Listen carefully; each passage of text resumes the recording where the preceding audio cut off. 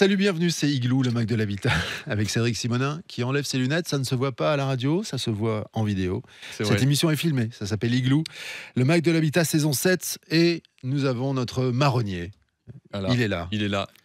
Je ne sais pas comment je dois prendre, aussi en fait. solide qu'un arbre, aussi doux que les feuilles d'un arbre. Ok, je vais y aller. Roland Garcia, fondateur de Maison Marga, pour nous parler d'un marronnier. On appelle ça comme ça dans la profession, c'est-à-dire un sujet qui revient tous les ans. C'est ça. Et lui, tous les ans, il fait à peu près la même chose. Et Oui. il va à Paris, au salon Maison et Objets. Ouais. Et il est revenu avec des nouvelles fringues, ça se voit, et des nouveaux objets. Les marrons de Roland Garcia sont super chauds, comme l'actualité. Exactement. Alors, on en parle de ce salon avec Cédric, qui a préparé plein de questions, parce parle que c'est de sa ce passion, salon. vous le savez. La décoration. Voilà, Oui, on parle de ce salon parce que c'est un salon majeur et notre envoyé spécial, Roland Garcia, c'est un peu notre Léon Zitrone de la déco. Voilà. On l'envoie systématiquement. D'émission en émission, c'est de pire en pire. Surtout Les qu'il est- exemples, j'ai commencé avec il est Indiana plus très- Jones, je il est finis à plus Léon très frais, Zitrone. hein. Il est plus très Il est frais, plus mais, très mais quelle référence. Donc, Mais c'est vrai qu'il y a un petit air de famille. Avec qui Léon Zitrone. Avec Léon. Super. oui, alors pour revenir à la question que je souhaitais poser, donc effectivement, il y a de nouvelles tendances, on va en parler. Et parce que ce sont quand même les tendances qui vont faire 2025-2026. Hein. Et puis on verra ça en 2025, en septembre 2025. Donc, principale tendance déco du salon Maison Objets observée en 2025. On commence par quoi les ambiances méditerranéennes. Oui. Alors en fait, il y a un vrai retour de la Méditerranée. Alors les ambiances méditerranéennes, on l'a toujours connu évidemment, mais plutôt dans le sud de la France, et elle se voyait surtout dans les maisons autour de l'Espagne, de l'Italie, etc. Mais le bassin méditerranéen est vaste, et du coup, l'ambiance méditerranéenne va passer de l'Italie, d'Espagne, mais aussi dans les pays du Maghreb. Donc on va retrouver pas mal de choses. Et en fait, elle va s'adapter à tous les intérieurs. C'est vrai que souvent, on avait l'impression que l'ambiance un peu d'été, etc. Et on l'envoie de plus en plus même dans les appartements haussmanniens, avec les codes de l'haussmannien, comme les parquets chevrons, etc. et les moulures. On va retrouver aussi une ambiance méditerranéenne. Mais je crois que la Méditerranée, vous nous l'avez déjà servi l'année dernière. Alors, comme toutes je les veux tendances... pas dire, Eric, j'ai l'impression qu'il nous le remet. Il a pris ses transpire. fiches 2024 et 2024, Elle transpire, 23. regardez, il s'est habillé ambiance Méditerranée. Là. Je crois. Hein sable de la Méditerranée, C'est ça. pas soleil. Ça y est, vous avez fini ou on peut passer à Je autre chose? pense qu'il nous la resserre à chaque fois. Alors, je la resserre à Mais c'est chaque une fois. tendance Monsieur de cette Simonin, année. parce que, non, en fait, une tendance comme tout, mais vous ne savez pas ce que c'est qu'une tendance. Une tendance, en fait, elle démarre, et puis elle continue, elle vit, jusqu'à mourir au bout d'un moment. Mais pour l'instant, donc je vous en ai parlé parce que c'était les prémices de la tendance. Et là, on est en pleine dedans. Donc, on est à l'apogée de cette tendance-là méditerranéenne qu'on retrouve partout. Donc il y a des objets inspirés de l'ambiance méditerranéenne.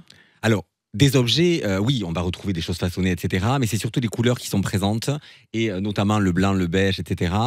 Tout ce qui est façonné, donc la chaux. Et puis, on va retrouver aussi les couleurs de la Méditerranée, mais du coup, ce côté plus marocain et du Maghreb, avec des oranges, des rouges, etc.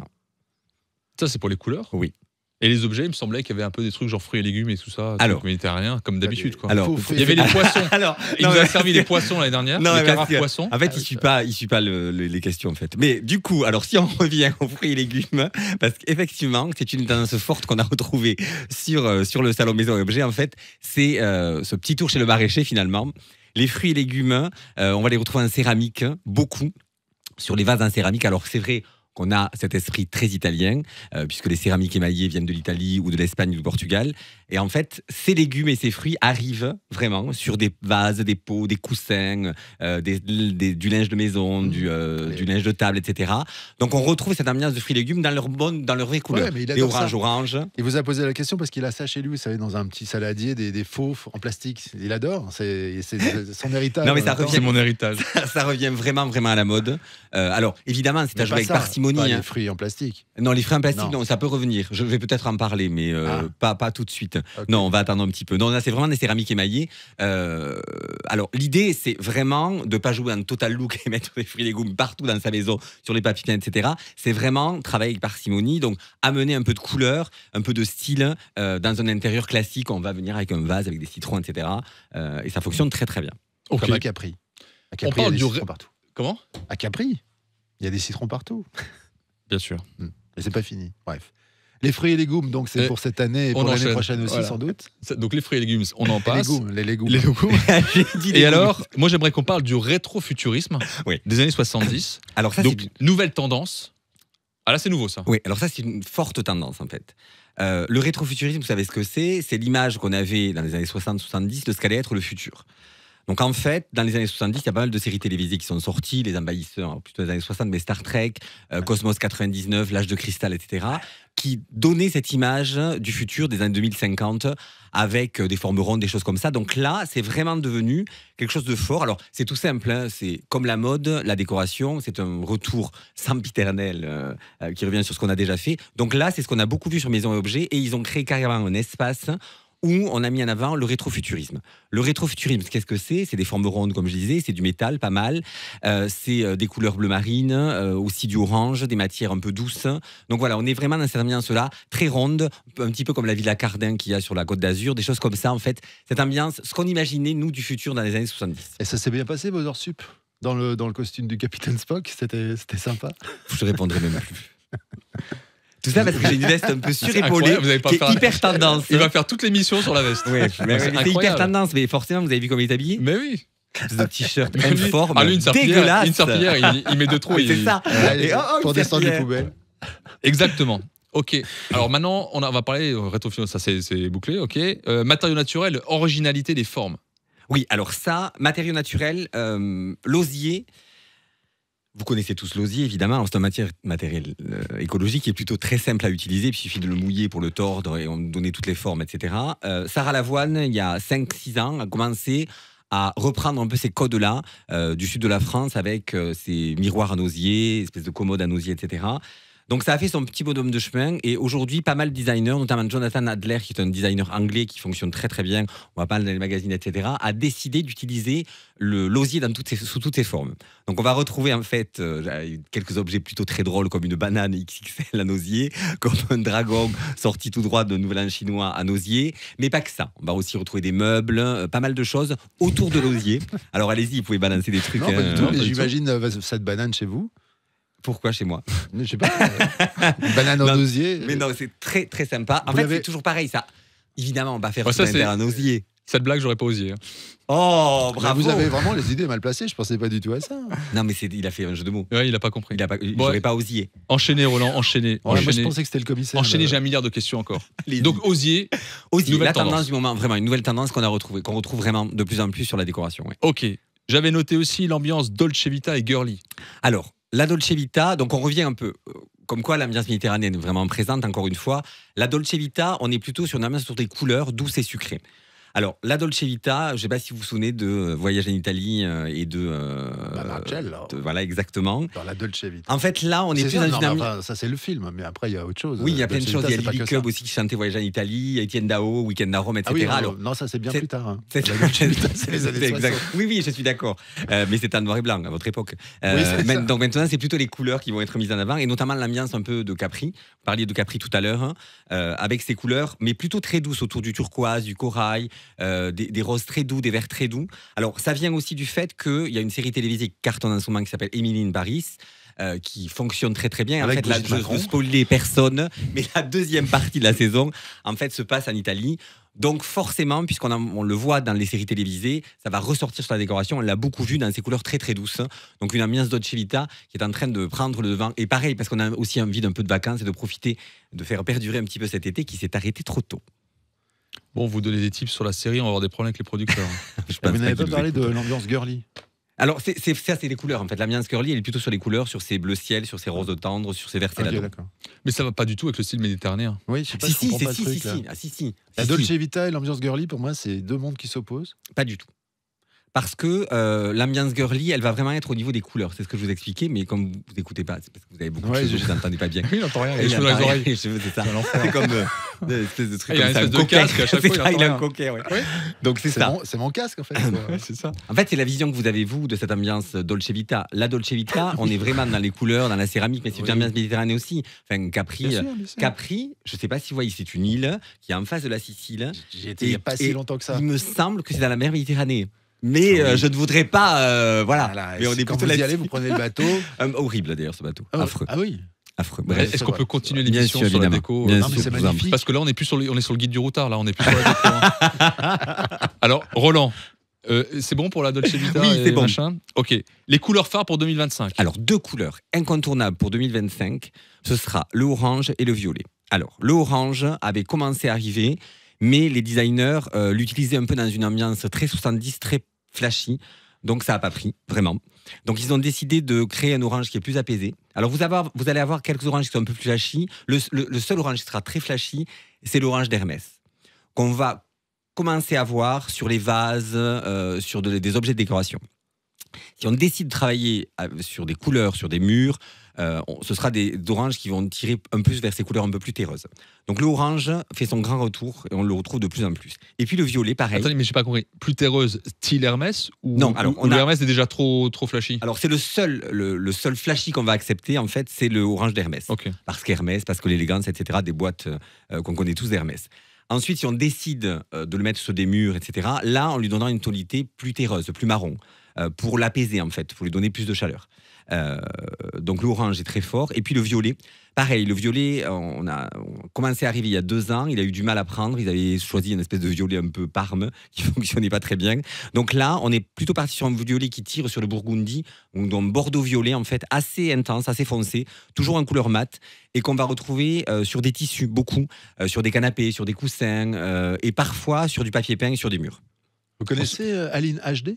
La designeuse, qui travaille notamment pour Hermès, qui fait toutes les boutiques dans le monde entier. Oui. Parce qu'elle utilise beaucoup justement toutes ces couleurs-là. Tout camélie de couleurs, absolument. Voilà. Ouais. Vraiment. Allez voir, elle est magnifique. J'en parle parce qu'elle est alsacienne, évidemment. Aline HD, qui vit à Paris et qui a fait ses études ici. Voilà. Pour l'inviter un jour, avec plaisir. Avec grand plaisir. Et on parlait de couleur et vous m'avez parlé du blanc pop. Alors, le blanc pop, j'ai pas compris. Oui, personne n'a compris en fait. Non. Je pense que j'étais le seul à comprendre. Oui, je crois. je confirme. Bon, c'est pas une nouveauté ça. Le blanc pop. J'ai appelé ça le blanc pop parce que on avait perdu un peu le blanc depuis un moment, on avait assez, parce que c'est souvent très clinique, etc. Surtout quand on est sur un blanc virginal. Le blanc pop, en fait, c'est plus le fait de mixer du blanc qu'on va teinter avec une pointe de gris ou de beige, un petit peu reprendre le gris de chez Dior, par exemple, et qui va venir comme une espèce de décor. Et par-dessus, on va rajouter des œuvres d'art pop. C'est ce que j'appelle le blanc pop, pour le coup. Avec des couleurs très flashy, des roses, des rouges, des oranges, etc. Mais sur des œuvres d'art, sur un tableau, sur des choses comme ça, qui va donner un aspect très galerie d'art. Donc le blanc pop, c'est ça, c'est donner cette ambiance très galerie d'art à un intérieur, parce que c'est souvent compliqué de décorer avec du blanc. Et cette petite pointe de gris ou de beige va venir adoucir ce blanc. Et le fait de mettre des couleurs dessus donnera ce punch et ce côté très pop. Donc c'est ce que j'appelle le blanc pop. Donc c'est un blanc chic ? Oui, exactement. Ok. Les galeries d'art. On parle du carrelage ? Oui. Carrelage zélige. Alors le zélige. Il faut une définition parce que Eric, il est déjà en train de poser la question, c'est quoi le zélige ? Et qu'est-ce que c'est que les tables en zélige qui sont dans les jardins magnifiques, en ce petit carreau là, comme ça, c'est ça, je me trompe pas. Ok. Alors, non, c'est pas ça du tout. Alors le zélige, c'est pas est un carrelage marocain évidemment. Oui, c'est ça. Un 10 sur 10 qui est un petit carrelage. Les tables en ça épaisse qu'on trouve dans les jardins. Ouais, mais c'est plus du carrelage classique. Le zélige, c'est vraiment, on le travaille plutôt sur les murs que sur les. Alors, on peut évidemment faire des objets de décoration avec des carrelages, mais c'est plutôt sur les murs. Et le zélige est un carrelage marocain qui est fabriqué artisanalement. On le pose côte à côte avec peu de joints et ça donne un petit peu ce côté très texturé avec des formes sur les murs. Donc on avait ce type-là de carrelage qui est revenu il y a une dizaine d'années, qu'on retrouve un peu partout. Et j'ai trouvé une marque qui s'appelle Zarlige, qui est une marque artisanale marocaine, qui a décidé de redonner des lettres de noblesse aux zéliges, mais en partant plus sur de l'esthétique et un côté très artistique. Donc on va avoir des nouvelles couleurs qui vont arriver. On va avoir des zéliges qui vont être travaillés avec de la texture, notamment un qui est très sympa. Ils ont repris les formes du 5e élément pour un client, c'est assez drôle, ça donne des vagues comme ça. On va aussi pouvoir le peindre. 5e élément, le film. Le 5e élément, pardon, oui. On va pouvoir les peindre aussi. Il y avait toute une collection de carrelages zéliges avec des dessins très naïfs dessus. C'était vraiment très sympa. Alors, on est évidemment sur des pièces uniques chaque fois, donc ça peut faire peur, ça peut coûter cher. Sauf que eux, ils ont décidé, et là je rejoins un peu ce que vous disiez tout à l'heure, d'en proposer en fait en cadre. Donc vous allez avoir un tableau qui va être fait en zélige qu'on va pouvoir accrocher au mur par exemple, ou ça peut très bien aussi être utilisé sur une petite partie de crédence aussi, ça peut fonctionner très très bien. Ouais, et ça revient en force. Une table de jardin. Moi, ça revient en force. Encore une fois, cette ambiance. Cette table de jardin. Il aime bien, il a une table de jardin en céramique. Il a une idée en tête, lui. Il a un délire pas. C'est les cheveux, c'est ça. Zélige girly, ça existe ? Oui, en rose. Exactement. Non, c'est vrai. Le mec a tout compris. Mais moi j'écoute l'émission. Et voilà. C'est n'importe quoi cette émission. Exactement. Allez, dernière question. Oui. Alors celui-là, vous m'avez parlé d'un style ex voto, objet religieux. Oui. Girly. Arrêtez avec le girly. Arrêtez avec Et on le mélange girly. tout. girly. Donc là, on met des croix, des Alors, crucifix dans la maison. l'ex-voto, vous savez rose. ce que c'est? L'ex-voto, c'est le fait de faire des offrandes quand on demandait quelque chose dans n'importe quelle religion, on donnait une offrande en fait. Et c'était souvent des cœurs, des miroirs, des choses comme ça. Et ça revient. Alors ça revient évidemment, mais on ne va pas transformer ces intérieurs en cathédrale catholique ou peu importe, non. L'idée, c'est vraiment de prendre les codes de ces objets catholiques, de ces objets pieux, comme des vierges par exemple, la ciergerie de Prémontré a créé toute une série de vierges, mais dans des couleurs fluo, en orange, en rose girly, pour remettre dessus, en bleu ciel, etc. Donc ça, et puis toutes ces idées en fait de cœur rouge ou à métal or qui sont en train de revenir. L'idée, c'est de mixer des objets d'ex-voto très modernisés avec des choses très anciennes pour créer une espèce de cabinet de curiosité moderne. Donc ça revient beaucoup. Alors, parce qu'il y a une tendance, parce que là, on ne va pas très bien en ce moment, donc les gens se rapprochent un petit peu de ces choses religieuses. Et la décoration s'en est emparée pour créer des cabinets de curiosité. Et de tout ça, là, de ce qu'on parle de ce salon Maison et Objets, vous avez rapporté quoi pour chez vous? Parce que je suis assez curieux. Comment c'est chez Roland Garcia? Je peux? Oui. Alors je peux. Donc Eric, c'est une excellente question que vous avez posée et pour une fois n'est pas coutume. Ouais.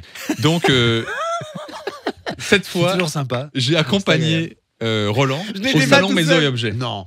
Je l'ai accompagné. Eh oui. Et franchement, je dois avouer que c'est un excellent guide. Donc c'était une belle expérience que j'ai pu avoir là. Merci. Parce qu'il sait où aller, il connaît les marques, il a beaucoup de bon goût, il s'est adapté en fonction de la personne. Parce que moi, j'ai 2-3 choses à acheter. Donc on a passé un très bon moment. Donc lui, il n'a pas ramené grand-chose. Moi, j'ai ramené beaucoup d'idées. Ah ouais. Grâce à lui. Girly. Et Girly pas encore, mais j'y réfléchis.